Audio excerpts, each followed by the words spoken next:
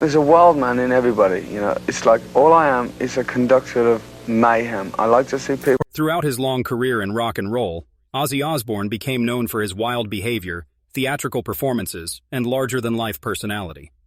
But behind all the chaos and spectacle, he was someone who remembered every interaction, every slight, and every person who rubbed him the wrong way.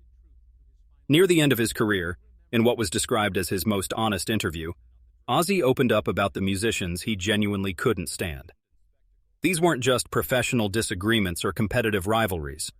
According to the account, these were personal dislikes based on what Ozzy saw as fundamental character flaws. He felt these artists had violated something he held sacred about music and the way musicians should treat each other and their fans. David Crosby, the self-righteous preacher.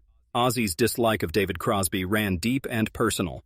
He saw Crosby as someone who appointed himself the moral guardian of rock music, looking down on anyone who didn't fit his narrow definition of what music should be. Crosby carried himself like he was better than everyone else, particularly those who made louder, more theatrical music. The two men only met once, briefly, at an awards show sometime in the 1990s. Ozzy was standing with his wife Sharon when Crosby walked past, looked at Ozzy's typical outfit of leather and chains, and made a snide comment about him still biting the heads off things. It wasn't meant as a friendly joke, but as a put-down wrapped in fake humor. Ozzy didn't respond angrily in the moment. He just smiled, nodded, and walked away. But internally, he made a decision that he would never again pretend to respect Crosby. From that point on, Crosby was permanently on his mental blacklist. What really bothered Ozzy was Crosby's habit of publicly insulting other musicians. Crosby seemed to have no filter when it came to criticizing his peers, whether in interviews, views, or on social media. He mocked metal music, pop music, and anything that didn't fit his folk rock sensibilities. He even mocked the fans of these genres.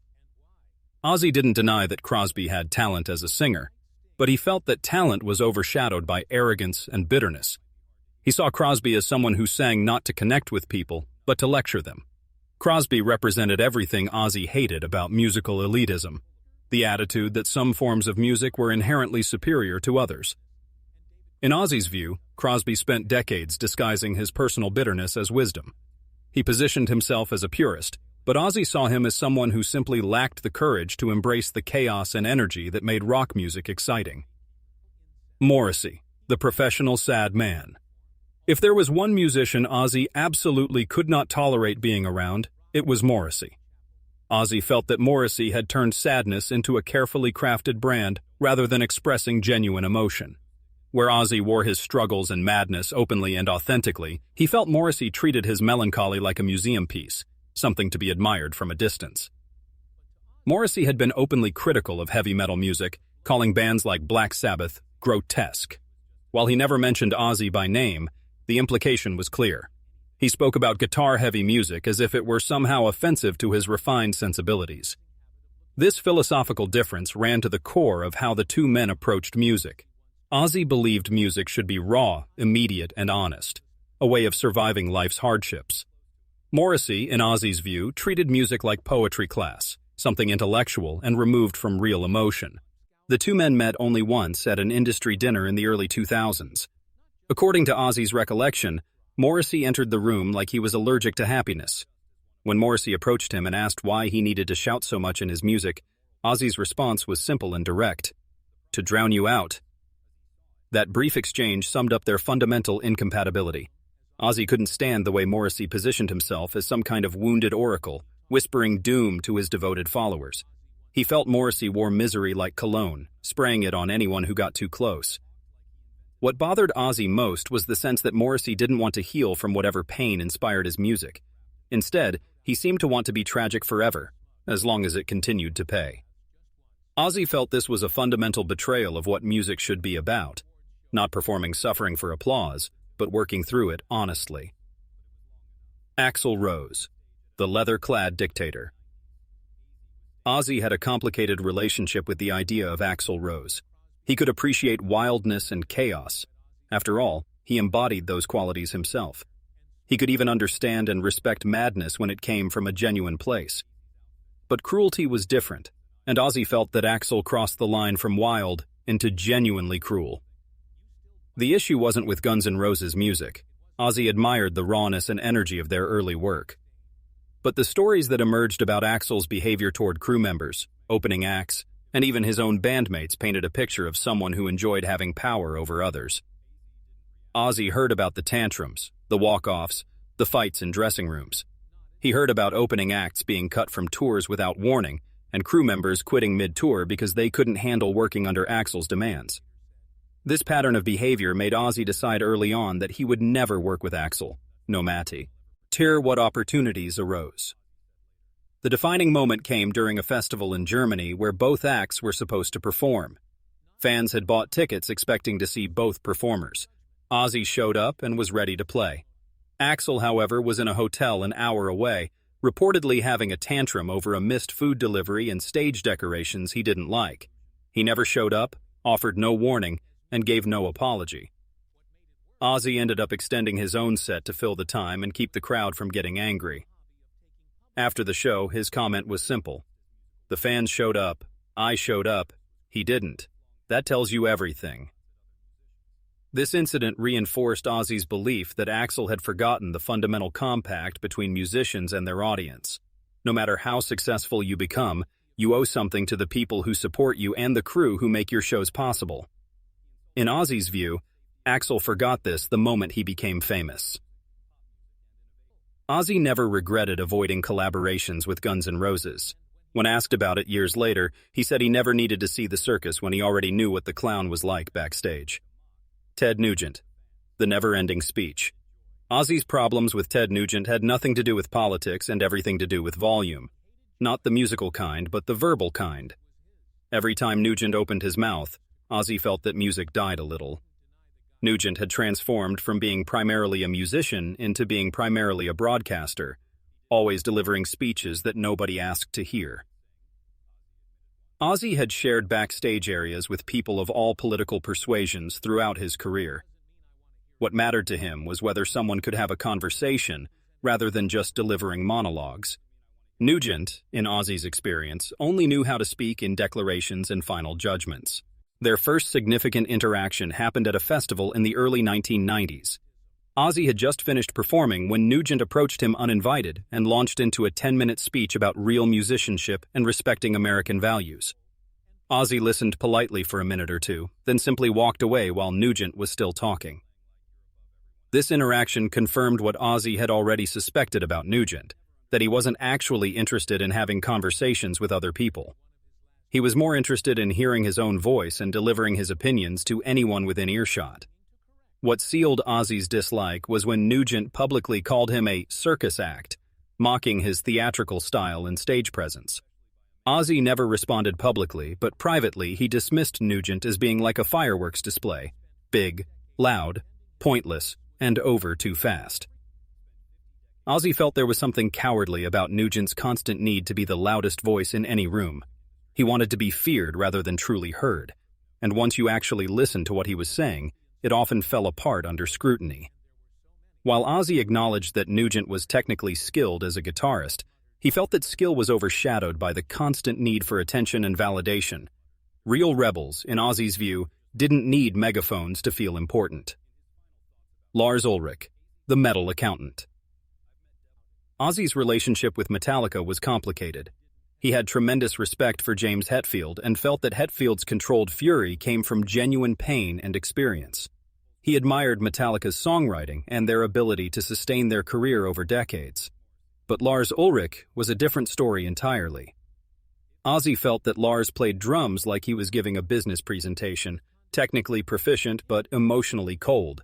Their paths crossed frequently at festivals and industry events, and while they were cordial in public, Ozzy made no secret of his private contempt. The resentment really intensified during the Napster controversy when Lars became the most vocal opponent of file sharing. Ozzy, who had lived through the era of bootleg tapes and fans sneaking into shows, couldn't understand the approach. He felt that Lars was trying to sue music fans into submission rather than finding ways to connect with them. The breaking point came during a casual backstage conversation at a European festival. Lars made a comment to Ozzy about how, "You paved the way for chaos. We cleaned it up." Ozzy didn't respond in the moment, but later told his tour manager that if Metallica had cleaned up anything, why did their music sound like an invoice? Ozzy couldn't stomach what he saw as the corporate mentality that had developed around Lars over the years. He felt that Lars approached music like a business problem to be solved rather than an emotional expression to be experienced. While Ozzy never denied Lars's intelligence or technical skill, he felt that being too smart was actually a disadvantage in rock music. Rock was supposed to be about bleeding and feeling, not about calculating and controlling every element. Sting, the musical yoga instructor. To Ozzy, Sting represented everything he never wanted music to become: sterile, self-important, and polished to the point of lifelessness. He felt that Sting didn't perform so much as curate himself, like a museum exhibit that nobody was allowed to touch. Their only shared stage came during a charity concert in the late 1990s. Ozzy showed up ready to play loud and energetic rock music. Sting, meanwhile, sent written requests to the event staff asking for spiritual spacing in the green room, including dim lighting, no alcohol, and no loud conversation. This request perfectly captured what Ozzy saw as the fundamental difference between them. Sting approached music from an intellectual, calculated perspective, while Ozzy sang from his gut, from trauma, and from raw emotion. What really bothered Ozzy was when he heard that Sting had commented to a music journalist that Ozzy's voice lacked technical control. While Sting meant this as musical criticism, Ozzy took it as evidence of Sting's inability to understand or appreciate authentic emotion in music. Ozzy felt that Sting treated real emotion like something that needed to be filtered and refined rather than expressed directly. He wanted music to be well-behaved and proper, while Ozzy wanted it to crawl out of the speakers and grab people by the throat. In Ozzy's view, Sting had taken the danger out of rock music and embalmed it, turning rebellion into polite dinner music. He saw Sting as someone who floated above the messiness of real human experience, rather than diving into it. Billy Corgan, the human vacuum. There was something about Billy Corgan that seemed to drain the energy from any room he entered, and Ozzy felt this immediately whenever they were in the same space. It wasn't the good kind of darkness that came from mystery or danger, but rather a joyless gloom that seemed to suck the life out of everything around it.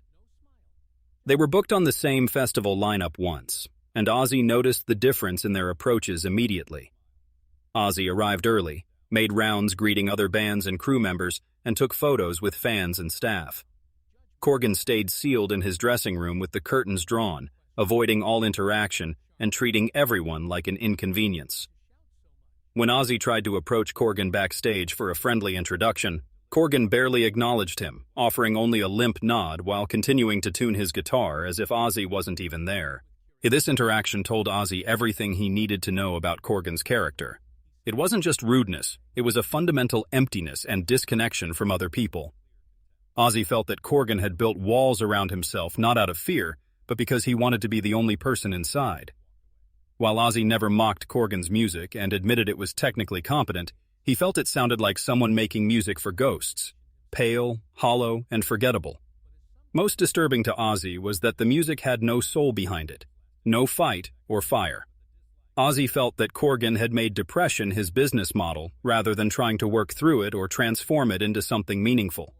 Instead of lifting the weight of sadness, he sold it to audiences who mistook performing suffering for authentic art. In Ozzy's view, music was supposed to reach out and connect with people, even when screaming through pain. Corgan's music, by contrast, folded in on itself as if it were afraid of being touched by the outside world. The common thread.